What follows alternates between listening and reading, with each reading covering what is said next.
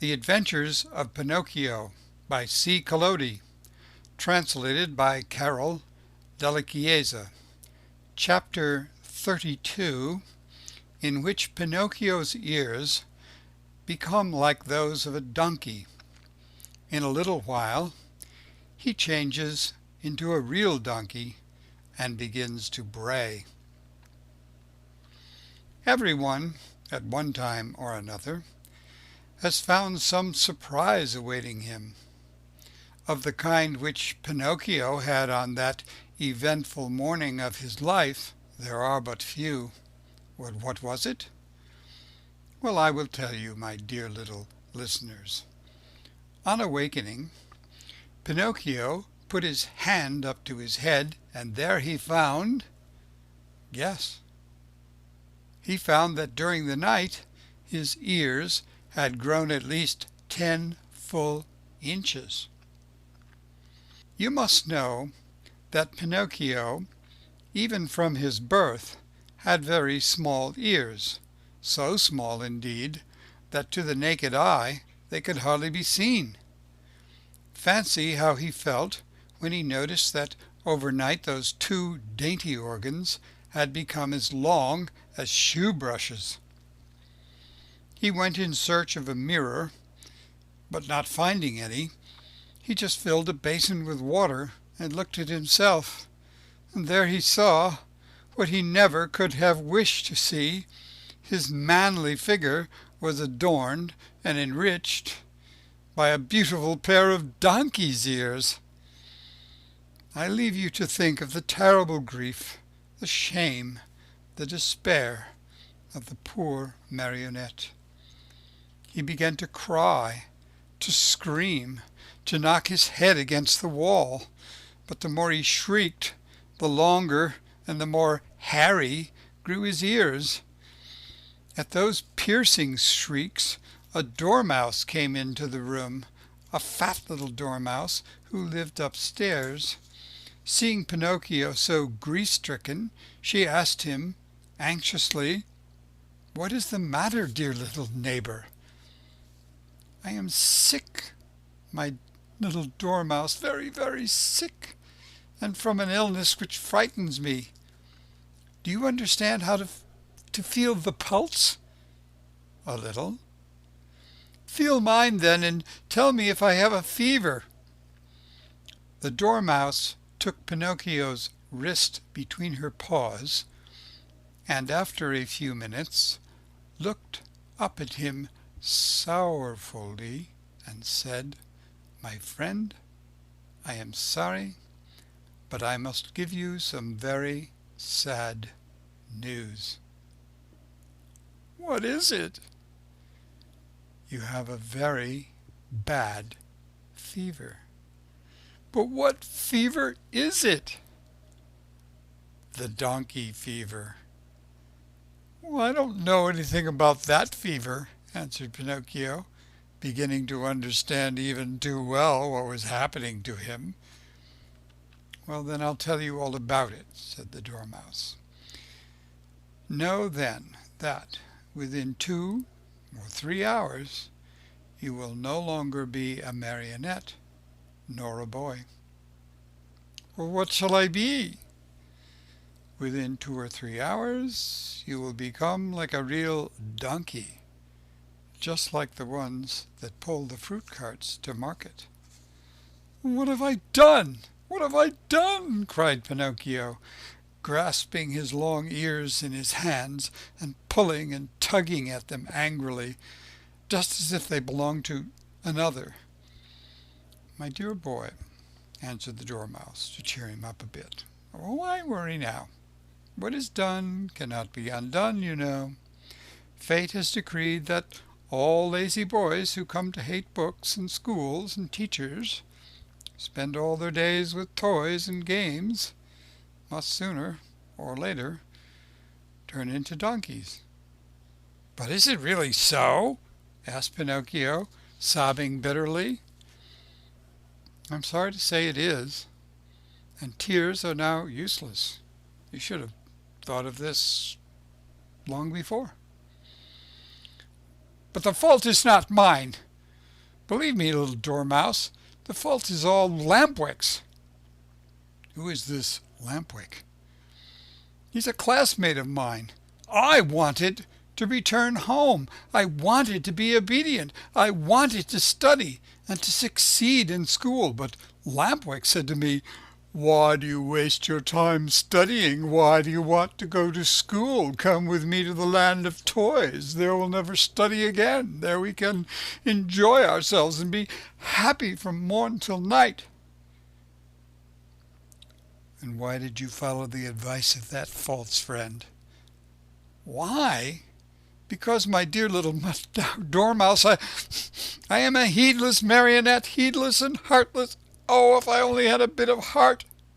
I should never have abandoned that good fairy who loved me so well, and who has been so kind to me.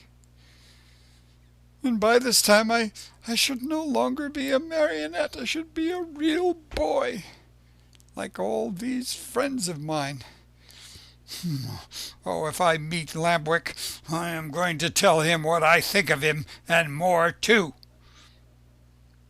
After this long speech, Pinocchio walked to the door of the room, but when he reached it, remembering his donkey ears, he felt ashamed to show them in public, and turned back. He took a large cotton bag from a shelf, put it on his head, and pulled it far down to his very nose, and thus adorned he went out. He looked for Lampwick everywhere, along the streets, in the squares, inside the theaters, everywhere, but he was not to be found. He asked everyone who he met, but no one had seen him. In desperation he returned home and knocked at the door. "Who is it?" asked Lampwick from within. "It is I," answered Pinocchio. "Wait a minute." After a full half-hour, the door opened. Another surprise awaited Pinocchio. There in the room stood his friend with a large cotton bag on his head, pulled down to his very nose. At the sight of that bag, Pinocchio felt slightly happier and thought to himself, "Oh, my friend must be suffering from the same sickness that I am. I wonder if he too has donkey fever." But pretending he had seen nothing, he asked with a smile, "Oh, how are you, my dear Lampwick?" "Very well, like a mouse in a Parmesan cheese." "Is that really true? Why should I lie to you?" "Well, I beg your pardon, my friend, but why then are you wearing that cotton bag over your ears?" The doctor has ordered it because one of my knees hurts. And you, dear Pinocchio, why are you wearing that cotton bag down on your nose?" "The doctor has ordered it because I have a bruised foot." "Oh, my poor Pinocchio." "Oh, my poor Lampwick." An embarrassingly long silence followed these words, during which time the two friends looked at each other in a mocking way. Finally, Pinocchio, in a voice sweet as honey and soft as a flute, said to his companion, "Tell me, Lampwick, dear friend, have you ever suffered from an earache?" "Never. And you?" "Never. Still, since this morning my ear has been torturing me." "So is mine." "Yours too? Which ear is it?" "Both of them. And yours?" "Both of them too. I wonder if it could be the same sickness." "I'm afraid it is." "Will you do me a favor, Lampwick?" Gladly, with my whole heart. Will you let me see your ears? Why not? But before I show you mine, I want to see yours, dear Pinocchio. No, you must show yours first. Oh, no, my dear. Yours first, then mine.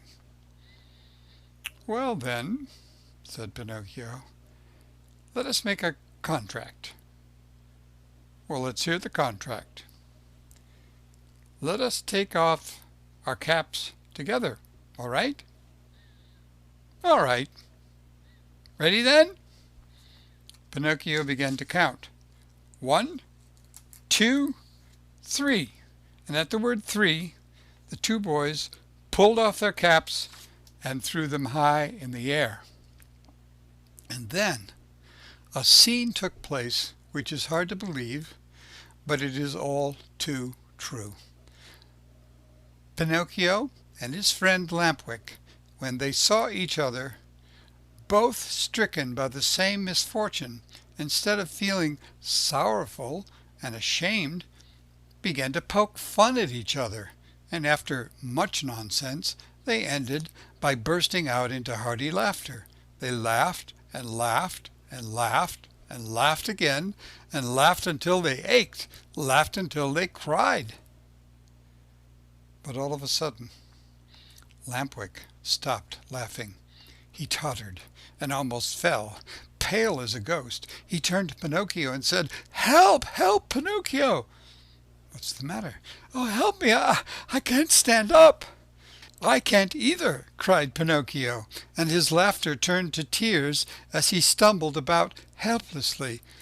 They had hardly finished speaking when both of them fell on all fours and began running and jumping around the room, and as they ran, their arms turned into legs, their faces lengthened into snouts, and their backs became covered with long gray hairs.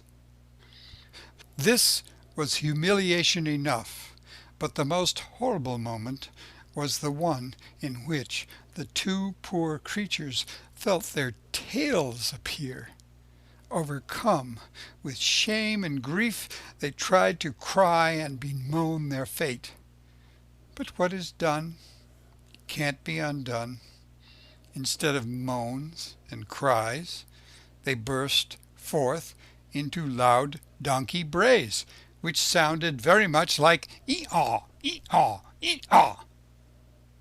And at that moment a loud knocking was heard at the door, and a voice called to them, "Open, I am the little man, the driver of the wagon which brought you here. Open, I say, or beware." End of chapter 32.